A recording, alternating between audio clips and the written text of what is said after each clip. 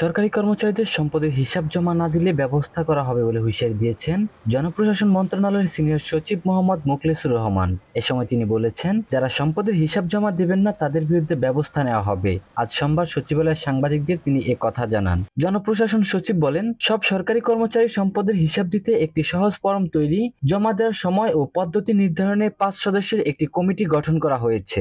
জানা গেছে 1979 সালে সরকারি কর্মচারীদের 5 বছর পর পর সম্পদের হিসাব জমা দেওয়ার বিধান চালু করা হয়। জবাবদিহিতা নিশ্চিতে সরকারি কর্মচারী বিধিমালা 1979 এটি যুক্ত করা হয়, যেখানে বলা হয় সরকারি কর্মচারীদের প্রতি বছর সম্পদের হিসাব নিজ দপ্তরে জমা দিতে হবে। তবে 2002 সালে ওই বিধিমালা সংশোধন করে 1 বছরের পরিবর্তে প্রতি 5 বছর পর পর কর্মচারীদের হিসাব জমা দেওয়ার বিধান চালু করা হয়। কিন্তু 4 দশক ধরে এই নিয়ম পুরোপুরি প্রতিপালন করা যায়নি। এই ইস্যুতে এবার নড়েচড়ে বসেছে অন্তর্বর্তীকালীন সরকার।